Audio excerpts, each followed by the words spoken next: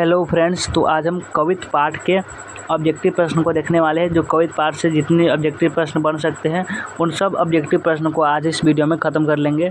तो कवित्त पाठ के लेखक कौन हो जाते हैं? कवित्त जो पाठ है उसको लेखक कौन हो जाते हैं? उसको लेखक हो जाते हैं भूषण। भूषण नाम है लेखक का जो कवित्त पाठ को लिखे हैं। चलिए हम इसको ऑब्जेक्टिव प्रश्न को देखना स्टार्ट करेंगे।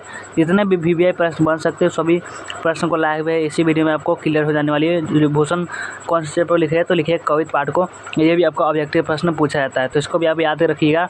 और अभी आप वीडियो को अभी लाइक कर लीजिए। आप लोग लाइक करके एक बार अपने फ्रेंड के साथ वीडियो को क्या कीजिए, शेयर कर लीजिए। शेयर करने के बाद सब्सक्राइब नहीं किए हुए चैनल को सब्सक्राइब कर लीजिए। और चलिए आप देखना स्टार्ट करते हैं। और अगर आप व्हाट्सएप ग्रुप में ज्वाइन नहीं है तो डिस्क्रिप्शन में लिंक है, आप वहाँ से जाकर व्हाट्सएप ग्रुप में ज्वाइन कर सकते हैं। तो चलिए हम आज कौन से देखने वाले हैं।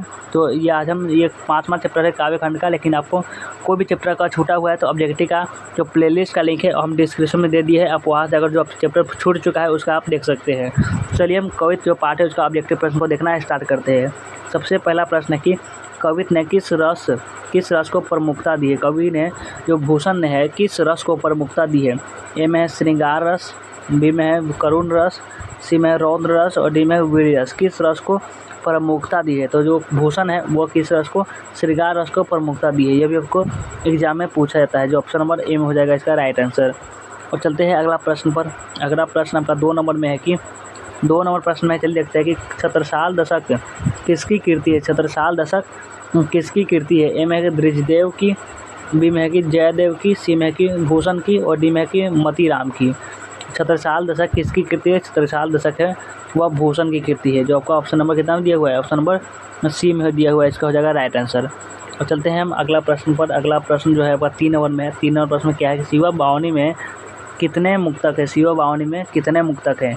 ए में है 55, बी में है 152, सी में है कि 52 और डी में है कि 252। शिवा बावनी में कितने मुक्तक है? शिवा बावनी में जो है 52 मुक्तक है। ऑप्शन नंबर जो सी में दिया हुआ है इसका हो जाएगा क्या राइट आंसर। और चलते हैं हम अगला प्रश्न पर। अगला प्रश्न आपका 4 नंबर में है कि चिंतामणि त्रिपाठी भूषण के कौन थे? जो चिंतामणि त्रिपाठी जो है भूषण के क्या थे? ए में है भाई, बी में है चाचा, सी में है भतीजा और डी में है इनमें से कोई नहीं। चिंतामणि त्रिपाठी भूषण कौन थे? तो जो चिंतामणि त्रिपाठी है भूषण के भाई से कौन थे? भूषण के भाई चिंतामणि त्रिपाठी थे। और अगला प्रश्न पर चलते हैं। अगला जो प्रश्न है आपका 5 नंबर में है। 5 नंबर जो प्रश्न है कि भूषण के प्रिय नायक है कौन है? भूषण जी के जो प्रिय नायक है वह कौन है? ए में है कि छत्रपति शिवाजी और छत्रसाल, बी में है कि राणा प्रताप और राणा गंगा, सी में कि अकबर और मानसिंह और डी में इनमें से कोई नहीं। भूषण के जो प्रिय नायक है वो कौन है? छत्रपति और शिवाजी और छत्रसाल, ये उनके प्रिय नायक है। और जो कविता है इन्हीं के बारे में लिखा गया है। एक है छत्रपति शिवाजी और दूसरा है छत्रसाल, इसी के बारे में ये लिखा गया है। ये कहते हैं कि जो छत्रसाल की तलवार जब निकलती है तो ऐसा लगता है कि जो नागिनों की तरह दुश्मनों का संहार करते हुए दिखाई देती है। तो ऐसा पूरा कविता में वह चर्चा किनका है? पूरा कविता में चर्चा सिर्फ शिवाजी का और छत्रसाल का। और 6वां प्रश्न है कि कवित्त शीर्षक पाठ के रचयिता कौन है? कवित्त शीर्षक पाठ को कौन लिखे? तो कवित्त शीर्षक पाठ को ए में है भूषण, बी में है बिहारी, सी में है कि चिंतामणि त्रिपाठी और डी में है कि घनानंद। कौन लिखे? कवित्त जो है शीर्षक है पाठ को लिखे कौन है? तो इसको लिखे है भूषण, जो आपका ऑप्शन नंबर ए में दिया हुआ है। जो भूषण है वह लिखे कवित्त पाठ को, ऑप्शन नंबर ए में इसका हो जाएगा राइट आंसर। और चलते हैं हम अगला प्रश्न पर है। अगला प्रश्न जो है कितना नंबर में, चलिए देखते हैं। अगला प्रश्न आ चुका है 7 नंबर प्रश्न में है कि भूषण का जन्म कब हुआ था? भूषण जी का जो जन्म हुआ था कब हुआ था? में हुआ था 1612 में, बी में 1613 में, सी में 1614 में और डी में 1615 में। भूषण का जन्म कब हुआ था? तो भूषण का जो जन्म हुआ था वो 1613 में हुआ था। ऑप्शन नंबर बी हो जाएगा इसका क्या राइट आंसर। और चलते हैं हम अगला प्रश्न पर। अगला प्रश्न का 8 नंबर में है कि भूषण का जन्म कहाँ हुआ था? भूषण जी का जन्म कहाँ हुआ था? ए में है टकाटपुर कानपुर उत्तर प्रदेश, बी में कि नकवापुर कानपुर उत्तर प्रदेश, सी में कि टकवापुर कानपुर उत्तर प्रदेश, डी में तिकवापुर कानपुर उत्तर प्रदेश। भूषण का जो जन्म हुआ था वो कहाँ हुआ था आपका तिकवापुर कानपुर उत्तर प्रदेश में भूषण जी का जन्म हुआ था, जो आपका ऑप्शन नंबर जो डी में दिया हुआ है। ऑप्शन नंबर डी हो जाएगा इसका क्या राइट आंसर। और चलते हैं हम अगला प्रश्न पर। अगला प्रश्न का ये कितना नंबर में है? 9 नंबर प्रश्न पर हम लोग आ चुके हैं कि भूषण की कीर्तियाँ कौन कौन है? भूषण की कीर्तियाँ कौन कौन है? ए में शिवराज भूषण, बी में है शिवा बावनी, सी में छत्रसाल दशक और डी में है उपयुक्त सभी।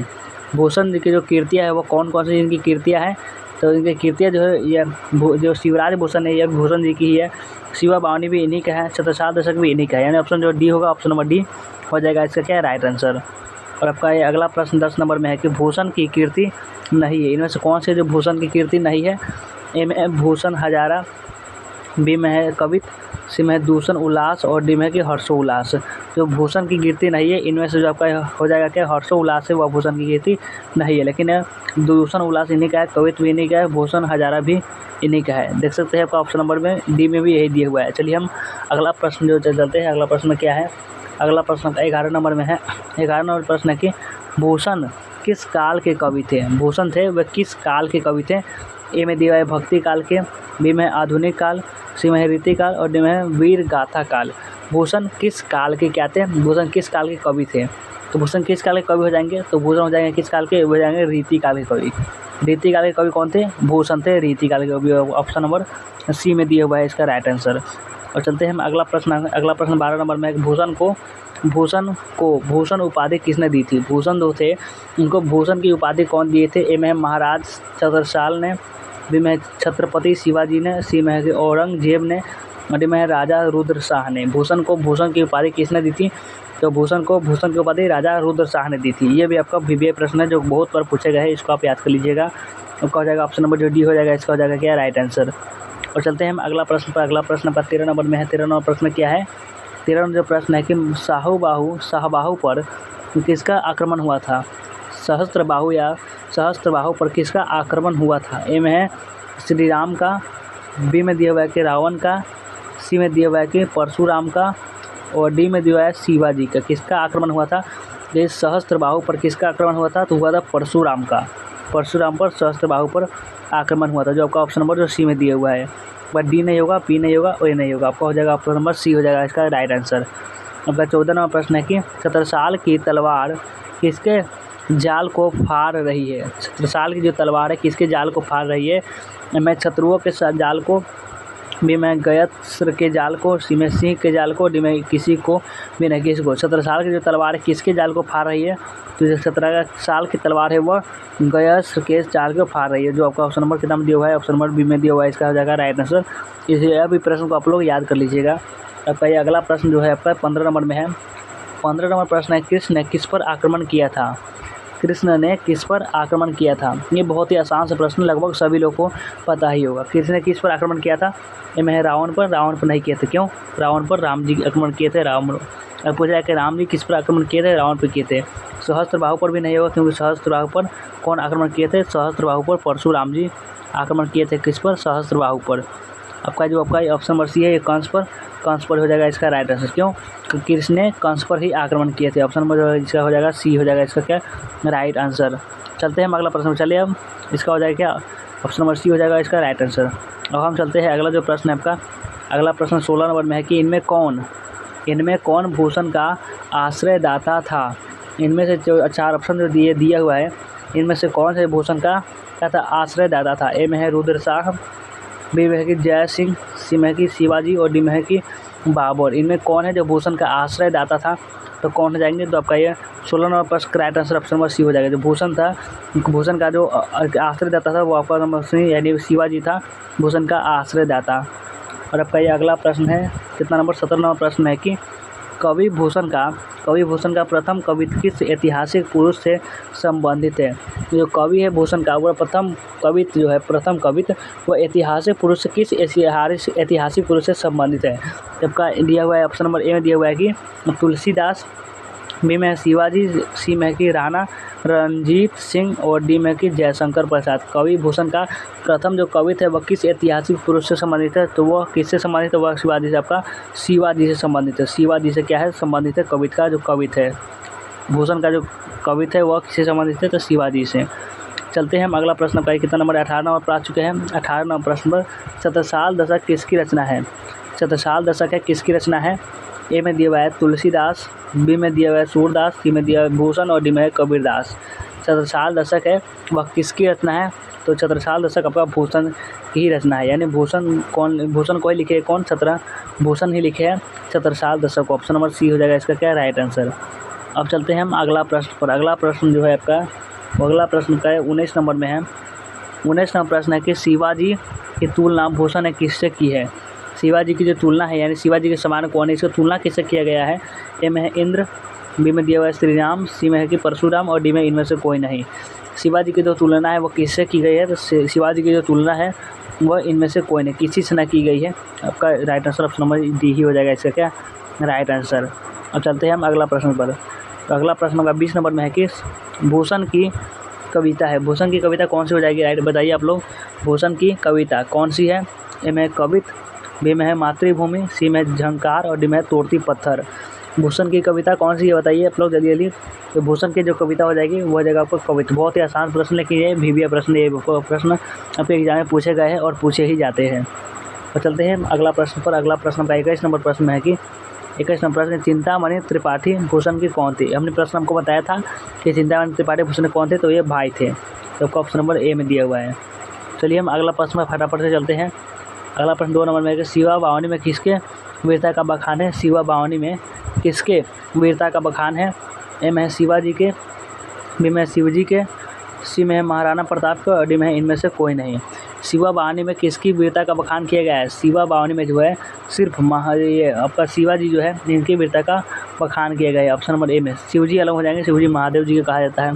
चलिए हम अगला प्रश्न पर चलते हैं। अगला जो प्रश्न है, अगला प्रश्न का हो जाएगा क्या, ये 23 नंबर प्रश्न आ चुके हैं। 23 नंबर प्रश्न में कि छत्रसाल दशक में क्या है वो क्वेश्चन, छत्रसाल दशक में छंद है।